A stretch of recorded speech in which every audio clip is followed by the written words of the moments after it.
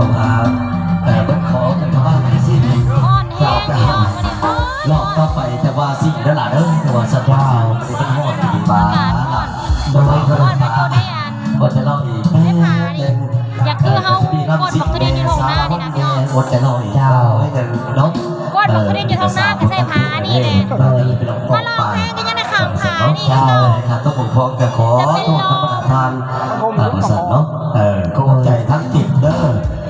ทั้งจ่าเจที่ทั้งเฮียโลกพี่ปัจจัยมาให้บริษัทกับขอให้เจที่ถือเลขโอ้โตได้เตะเด้อให้กันไหนนอกไหนทั้งไหนบ้าให้กันล่าไหลเข่าโคเบอร์ทั้งเฮียโลกกันเนาะแต่ยังกระโดดแต่เกิดขึ้นหาขาขายยางก็ค่อยขายดีนะเจที่เด้อเนาะนี่เท่าไรหมื่นนี่เท่าไรล้านก็ให้ได้ขายโคเบอร์ว่าสักเนาะก็ถึงหากำไรเท่าไรใจก็ขอให้เฮียลองถึงละวันเด็กถ่ายบ้าไอ้ดิบแต่ในกันก็แล้วกันว่าสักขอให้ดีๆพี่ให้ผมเอาไปทั้งผู้ที่ก่อนเขาอีกเทนึงจ้าอาจารย์ชันกาเพื่อเผยระยะเวลาเขาทำให้การท่องเที่ยวกับพี่น้องแซ่บบ้างมันหนักโบราณวันที่พี่น้องมีคนพัฒนาประกอบส่วนในงานสุขสันต์พรรษาเป็นกำมันที่ให้ได้ทุกคนพี่น้องเนาะทั้งคณะจะภาพในจีดีเพิ่นเนาะทั้งคณะเรียกขึ้นจะกันเย่เพิ่นเนาะ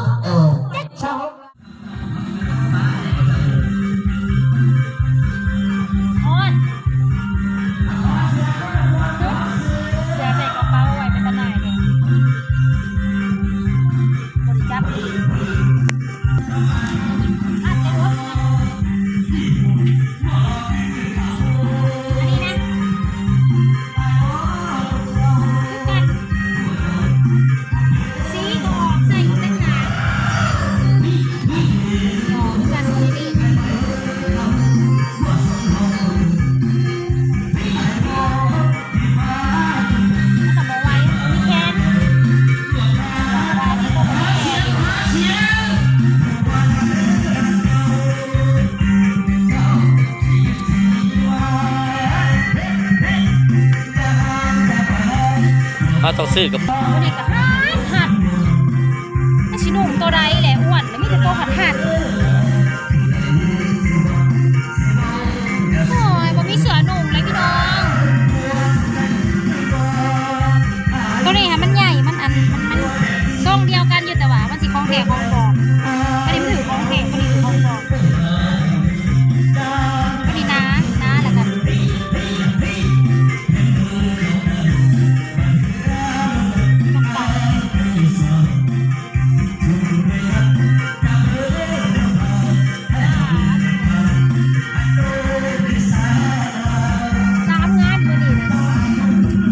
รายงานละคนโบราณเนาะ3 งานก็จะแบ่งกันไป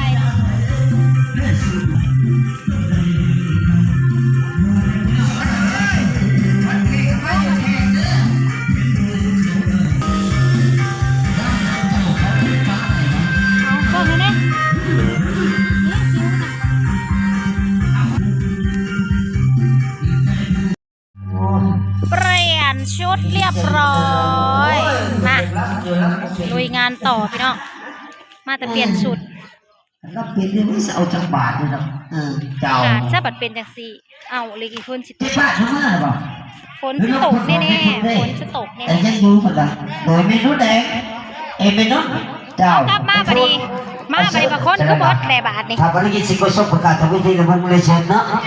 ไม่ใช่ประกาศกายการที่ที่เป็นเกียรติให้ทั้งคณะยิ่งดีห้องเจ้า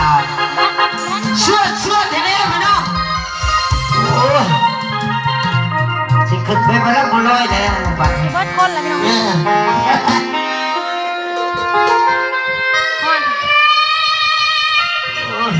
มันนั่งสูบซะเนาะพี่น้องเนาะเจ้าอาเซนเนาะเจ้า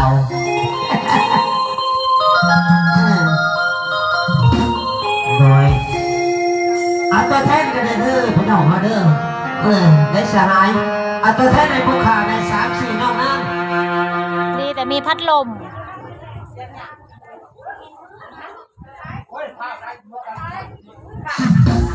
พอยึดเจ้า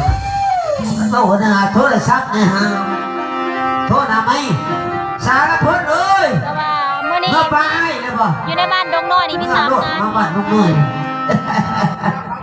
มี3 งานแล้วที่นี่เพิ่น บ่ทันใจ แล่นลงแล่นขึ้นแล่นล บรง รดา ตอนนี้เพิ่น บรรดานาติดในชื่อห้องก็อยากกิน ทาง ข้า ไป ว ทางเจ้าสาว ทุกนี้เขา เจ้า กัน บ่าว น้องเอาเนาะ เพิ่นเจ้า เอาวัน บ่เพิ่น เพิ่ เจ้าน อยากกินข้าวเพิ่นอยากกินข้าวเพิ่นจะน้อยเต้นไปเต้นมากก็ท่องเพล บ้าน ง เดียวกันบ่เรานะ ท่องคาราโอเกะเขาจะนอนจัดดอก ว่าบ้านเดียว หน่วย คือว่า3 งานซะ เอาบ้านก็ซ้ำบ่อนคุณผู้ชมเคลื่อนไปเคลื่อนมาเลย ในการเลยเอาแป้งมาผูกเลยเด้อคุณชกไม่ได้อาบน้ำ3 มื้อเลย ก็ยากเอาแล้วถึงเวลากันของเวลากันดีแล้ว นอนอยู่กันนะ เชื่อให้อยู่แล้ว มันหลายงานเนาะไปก็เมื่อยเราเป็นใครแต่ปุ๊บมันได้บอกว่าลำเลือกน้ำมูมันเราก็เราไปถึงลำเลือกเป็นใคร นครมากินยม คนไหนก็สูส้นเจ้าอดทนทั้งเฮียปีเขาก็พูดลงไปบันไดถูกไหม ใส่จองมาบ่ จะเฉยไหนน้องพี่น้องเนาะ จอง พูดกับพี่กับน้องป้ากันบ่ได้เพื่อนน่ะน่าเป็นไรนะไม่ใช้เสียวป่ะ เจ้าจอกมา ใช้ผ้าลายน่ะ ลึก ลายนี่เหรอป้าตัวบัวแล้วชิมือให้เห็นใจคนหลายเมียผู้จะเคยซื้อบ้านใครเนี่ยโดยถ้าลูกจะเป็นไม่ชันปีใหม่ฮะกันนะสุดๆเลยฮอดเนี่ยมันจะงามกว่าเก่ายุ่งมาเชียวพากับมันข้างนั้นคือห้อยรถไถเนี่ยช่วยเจ้าจองเด้อผัวนะคอยส่งเด้ออาชีพเห็นไหมเพื่อนสง่าหน้าแรงคือหน้าหนูนี่ เอาใส่แต่ข้อ เชื่อ ซอ กับบ้านทุกที่มาจูไปหาคนพลังชีหุ่นอาเจ้าได้เงินก็ไม่ได้จืดหัวผัวตัวเองปีเต้บอกว่าวันดูหัวน้องกันเนาะรับประทานอาหารก่อนโดยผู้ข้าก็จะได้ว่าใจจะเกี่ยวไปเรื่อยๆนะโอ้ยชิบพอเพลงมารับประทานอาหารก่อนจะหน่อยพี่น้องเนาะ